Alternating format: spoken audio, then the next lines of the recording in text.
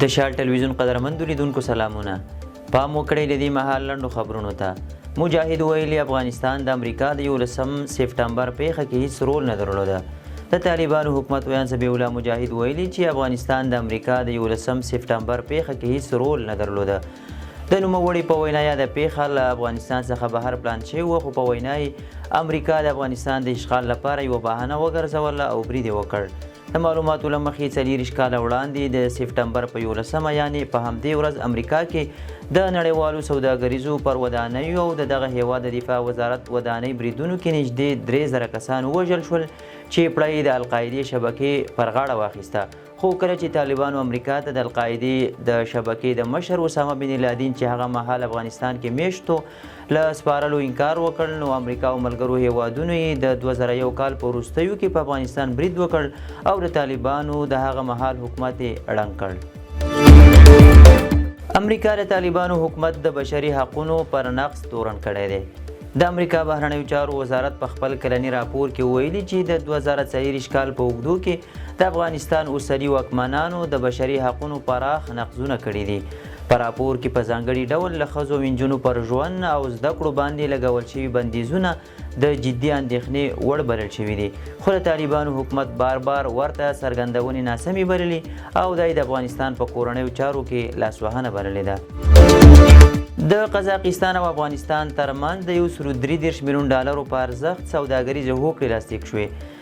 د صنعت او سوداګرۍ وزارت خبر ورکړی چې د افغانستان او قزاقستان ترمنځ د اقتصادي او سوداګریزو اړیکو د پیاوړتیا په موخه ګډه ناسته شوې ده. د یاد وزارت په خبرپاڼه کې راغلي د دغې ناستې په څنډه کې د افغانستان خصوصي سکتور او قزاقستان غذایي محصولاتو ملي شرکت ترمنځ د 133 میلیون ډالرو په ارزښت سوداګریزې هوکړې هم لاسلیک شوې دي. د صنعت او سوداګرۍ وزیر بیا یاد ناسته کې د دواړو هیوادونو ترمنځ د سوداګریزو اړیکو ټینګښت باندې ټینګار کړی او په خبره یې د دواړو هیوادونو ترمنځ 3 میلیارډ ډالرو ته د سوداګرۍ کچې رسولو هوډ لري. ټاکل شوی افغانستان به نږدې وخت کې له قزاقستان څخه 600 ټنه اوړه، غنم، سویا او نور توکي وپیري. د زلزله ځپلو د ژغورلو په برخه کې بیلابیل ژغورونکي ټیمونه وستایل شول. د طالبانو حکومت دفاع وزارت د رهبرۍ له لوري د هیواد په ختیځ کې د وروستیو زلزلو له امله د زلزله ځپلو هیوادوالو د ژغورلو په موخه بیلابیل ژغورونکي ټیمونه وستایل شول. په دغه ټیمونو کې هوایي ځواک د سردار محمد داود خان 400 بستریز روغتون روغتیایي پرسونل، د 201 خالد بن ولید قلي اردو اړوند پرسونل، د یاد وزارت مطبوعاتي ټیم او نورې بیلابیلې ژغورونکي ډلې په مادي او معنوي ډالیو وستایل شوې. د خبرپاڼې له مخې پرې تړاو جوړ شویو مراسمو ته د طالبانو حکومت دفاع وزیر مولوي محمد یعقوب مجاهد د ژغورونکو ډلو د هلو ځلو ستاینه کړې او ډاډ یې څرګند کړی چې هوایي او پیاده ځواکونه به په هر ډول شرایطو کې د ولس په خدمت کې وي او په دې برخه کې به هیڅ راز هڅې ونه سپموي. د کابل ښار اوسیدونکو د مړو د تدفین لپاره 555 جریبه ځمکه تشخیص او وسپارل شوه. د طالبان حکومت مشرتابه د ځانګړي فرمان پر اساس د کابل ښار د اوسیدونکو د مړو د شرعي تدفین لپاره د کرنې، اوبو لګولو او مالدارۍ وزارت د لوري د ارشاد حج او اوقافو وزارت ته 555 جریبه ځمکه وسپارل شوه. یاده ځمکه چې د کابل ولایت 18 ناحیې اړوند سیمه کې موقعیت لري، د انتقال سند د دواړو وزارتونو د استازو ترمنځ په رسمي ډول لاسلیک او ملکیت د ارشاد حج او اوقاف وزارت ته د وقف په توګه انتقال شو. د مسؤلینو په وینا د کابل ښار اوسیدونکي کولی شي تر دې وروسته خپل وفات شوي عزیزان په یاده هدیره کې د وزارت له لارښوونو سره سم په ځانګړې ساحه کې خاورو ته وسپاري. ټول هیواد کې د لایزري څراغونو څخه ګټه اخیستل منع اعلان شو. د ترافیک پولیسو عمومي ریاست په یوه اعلامیه کې د نقلیه وسایطو چلوونکو ته خبر ورکړی چې له لایزري څراغونو څخه ګټه اخیستل مطلق بند دي. اعلامیه کې راغلي چې هیڅوک باید له دې څراغونو څخه ګټه وانخلي، ځکه ډیر کله همدغه لایزري څراغونه د مرګونو ترافیکي پیښو لامل کیږي. په اعلامیه کې خبرداری ورکړل شوې چې د دغې خبرتیا له خپرېدو وروسته په هره نقلیه وسیله کې لایزري څراغونه ولیدل شول، جدي قانوني چلن ورسره کیږي او بیا څوک د شکایت حق نه لري. د کاغذي پیژند پاڼو د اساس کتابونو د ډیجیټلي کولو سیستم بیرته فعال شو. د احصایې او معلوماتو ملي ادارې د کاغذي پیژندپاڼو د اساس کتابونو د ډیجیټلي کولو سیستم بیا ځلې فعال او ګټې اخیستنې ته وسپارل شو. د مسؤلینو په وینا په یاد سیستم کې د سهولتونو د ایجاد او همداراز د ناسمو معلوماتو د درج کولو د مخنیوي په موخه ګڼې مهمې برخې په نظر کې نیول شوي دي. د معلوماتو له مخې د احصایې او معلوماتو ملي اداره به د هیواد په کچه ټولې هغه کاغذي تذکرې چې له 1452 هجري شمسي کال را په دې خوا ویشل شوي برېښنایي کړي. د کاغذي پیژندپاڼو د اساس کتابونو د ډیجیټلي کولو سیستم له 1400 هجري شمسي کال را په دې خوا د یو لړ تخنیکي له امله غیر فعال و.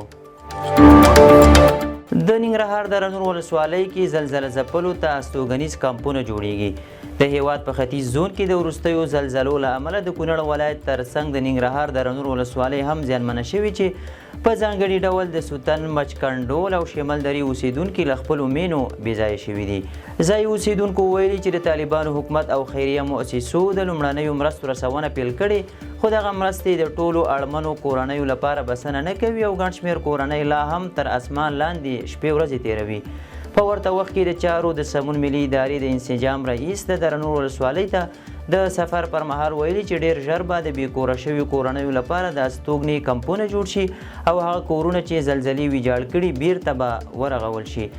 د راپورونو له مخې د وروستیو زلزلو په پایله کې د ننګرهار د رنور ولسوالۍ کې 11 تنه شهیدان شوي او لسګونه کورونه ویجاړ شوي دي. د ټرمپ کلک ملاتړی او رسنیز فعال چارلی کارک په یو سوال برید کې ووژل شو. د ولسمشر ټرمپ ملاتړی او رسنیز فعال چارلی کارک د چهارشنبې په ورځ په یو پوهنتون کې د وینا پر مهال په ډزو وژل شوی دی. د امریکا ولسمشر ډونالډ ټرمپ په یو ویډیو پیغام کې ویلي چې پر محافظه کار فعال چارلی کارک برید پر امریکا برید او عاملان به د قانون منګولو ته وسپارل شي.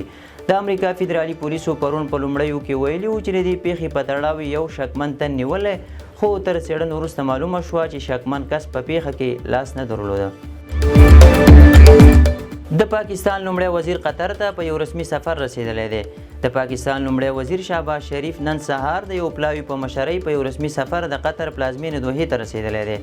دا سفر د اسرائیلو د وروستیو تجاوزاتو په غبرګون کې د قطر سره د خواخوږۍ او د سیمه ییز اتحاد د پیاوړتیا لپاره ترسره شوی دی. د پاکستان بهرنیو چارو وزارت په یوه اعلامیه کې ویلي لومړی وزیر به د قطر له امیر شیخ تمیم بن حمد ال ثاني سره وګوري. دا سفر د اسلام آباد لخوا د قطر د امنیت او خپلواکۍ ملاتړ او د منځني ختیځ د سولې او ثبات لپاره د پاکستان ژمنتیا څرګندوي. د قطر بهرنیو چارو وزارت ویل چې دا لیدنه به د دواړو هیوادونو ترمنځ د دوه اړخیزو اړیکو او د سیمې د امنیتي ستونزو د حل لپاره مهم وي. د شال ټلویزیون قدرمنو لیدونکو دا او د دې مهال لنډ او مهم خبرونه تر بیا ښه وخت.